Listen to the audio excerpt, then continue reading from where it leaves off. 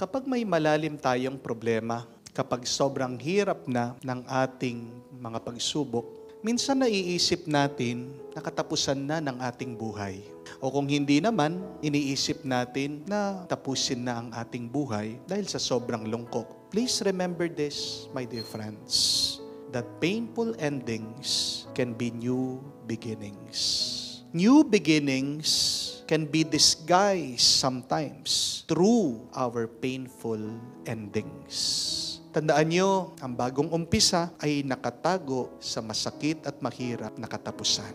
Painful endings can become beautiful beginnings. Hindi hahayaan ng Diyos na matapos ang kwento ng tao sa lungkot, sa sakit, sa hirap at sa kabiguan.